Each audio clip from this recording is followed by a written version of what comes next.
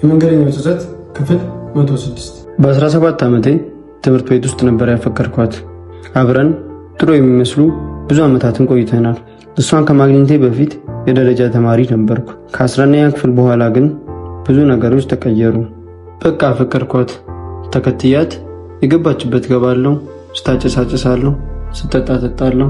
ብቻ ነገሮች ሁሉ ተቀየሩ። ዓላማዬን ሁሉ ሳቱ። ትምህርት የለም፣ ቤተሰብ የለም፣ እሷ ብቻ። አንድ ቀን ግን ሞኝ እንደሆንኩና እንደማልረባ ነግራኝ ጥላኝ ሄደች።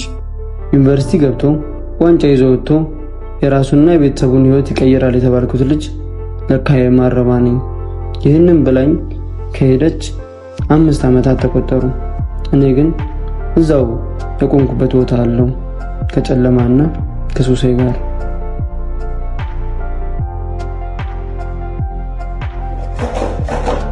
የመንገደኛው ጸጸት ክፍል 107።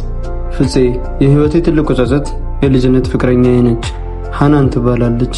የቱ ጋር ነገሮች እንደተለወጡ አላውቅም።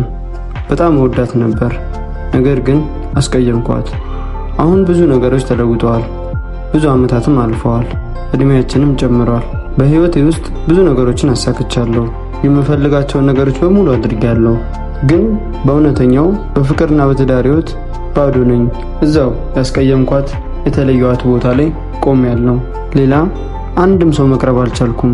የህይወቴም ትልቁ ጸጸት ይሄ ነው። ብዙ ስኬት ላይ ነኝ። የምመኘው ነገር በሙሉ አለኝ ከአንድ ነገር ውጪ። ህይወት ምንም ያህል ብትሞላም ከምትወደው ሰው ጋር ካልሆነ ባዶ ነች።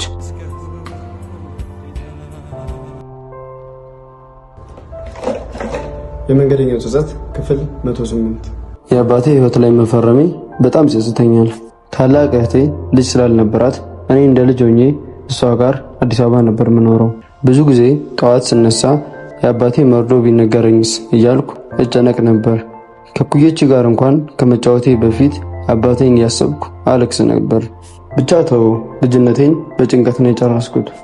ካደግኩኝ በኋላ ደግሞ ትንሽ የጤና እክል አጋጥሞኝ ጸበል ገባሁ። እዛ ሆኜ እናቴ በስልክ ደውላ አባትሽ በጣም ታሟል ነይ ብላ አለችኝ። እኔም ከነ ህመም የተነስቼ አገር ቤት ሄድኩ። ሆስፒታል እንደገባሁም አባቴ ድምፄን ሲሰማ ካልጋው ተነስቶ ተቃቅፈን አለቀስን። ከትንሽ ቆይታ በኋላ ግን አባቴ ጸበል እንደወስደው ጠየቀኝ። ከሆስፒታል አስወጥቼ ለ3 ቀን ያህል ጸበል ወሰድኩት፣ አስጠመቅኩት። ከዛም የአባቴ ፊት መለስ አለ። ያንን ሳይ አባቴን ለቤተሰቦቼ ትቼ ወደ አዲስ አበባ ተመለስኩ። ከ2 ወር በኋላ ግን በድጋሚ ህመሙ ተነስቶበት ሆስፒታል እንደገባ ተደውሎ ተነገረኝ። ሆስፒታል ስደርስ ግን ያ ሞገስ የነበረው አባቴ የሆስፒታል አልጋ ላይ ተጣብቆ አገኘሁት። በጣም አለቀስኩ። ከዛም ለተከታታይ ቀናት አብሬው ሆንኩ። በአንደኛው ቀን ግን ዋና ዶክተሯ ለተማሪዎቿ ገለጻ ልታደርግ ሁሉም አስተማሚ እንዲወጣ አዘዘች። እኔ ግን እንደ ተማሪ ሆኜ ስከተላቸው አባቴ እንደማይድንና በሽታውም እንዳልታወቀ ስትናገር ሰማሁ። ከቀናት በኋላ ግን አባቴ ታናሽ ወንድሜን ማየት እንደሚፈልግና ከሆስፒታል እንዳስወጣው ጠየቀኝ። እኔም ዶክተሮቹን ስጠይቃቸው አባትሽ ቢሞት ኃላፊነት ትወስጃለሽ ብለው አስፈረሙኝ። እኔም የዶክተሯ ንግግር ቢያስፈራኝም እንደዚህ ቅርብ ሊሆን አይችልም ብዬ ፈርሜ የአባቴን የመጨረሻ ምኞት ለማሳካት ከሆስፒታል ይዤው ስወጣ ከግቢው መውጫ በር እንኳን ሳንደርስ አባቴ ልጄ ልሞት ነው ብሎ በዛው አሸለበብኝ። ምን አለ ባልፈረምኩ ኖሮ ልጅነቴ ሙሉ ያለ አባት አድጌ ስናፍቀው ኖሬ ናፍቆቴን እንኳን ሳልወጣ አባቴን ተነጠቅኩ። የአባቴ ህይወት ላይ እንደፈረምኩ ለዛ ለ13 ዓመት ወንድሜ ምን ብዬ ነው ማስረዳው እያልኩ እየተብሰለሰልኩ 2 ዓመት ሆነኝ።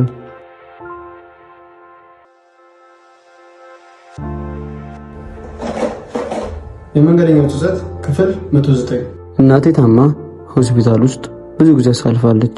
ያኔ ለሷ መስዋዕትነትን አለመክፈሌ በጣም ይጸጽተኛል። ይቅርታ እናቴ። እንደዚያ የወደኝና ይንከባከበኝ የነበረው ፍቅረኛዬ ላይ ጂት ማድረጌ በጣም ይጸጽተኛል። እንዴት ሰው በገዛ እጁ ፍቅሩን ያጣል? ወጣትነቴን በዋዛ ማሳለፌ በጣም ይጸጽተኛል። ማድረግ እየቻልኩ አለማድረጌ፣ ደፋር መሆን አለመቻሌ በጣም ብዙ ነገር አሳስቶኛል። አሁንም በእርግጥ ጥሩ መንገድ ላይ ነኝ። ነገር ግን እንደጀመርኩት ብሰራ ኖሮ ከዚህ የተሻለ ቦታ ደርስ ነበር። አመሰግናለሁ። የመንገደኛው ትዕዛዝ ክፍል 110። እህቴ በጣም አትታመም ነበር። እኔ ደግሞ እሷ እንደዚህ ስትሰቃይ ማየት አልችልም ነበር። በአንድ ክፉ ቀን ግን በጣም አመማት። እኔም ያንን ማየት ስላቃተኝ እያለቀስኩ ከቤት ወጣሁ። ከሁለት ቀናት በኋላ ግን ተደውሎ ና እህትህ አጥብቃ ትፈልግሃለች፣ እንዴት ቻው ሳይለኝ ይሄዳል ብላ ተቆጥታለች አሉኝ። እሺ ብዬ ተነስቼ እሷ ያለችበት ቦታ ስደርስ እህቴ ለዘላለም ሄዳለች። እንደዛ ቀን ተጎድቼ አላቅም። በጣም አለቀስኩ። ከዛን ቀን ጀምሮ ሰውን ሳልሰናበት በደንብ አድርጌ ቻው ሳልል አልለይም። ማን ነገን ቃል ገባልንና ብቻ እህቴን አይኗን እንኳን ሳላይ ማለፏ በጣም ይጸጽተኛል።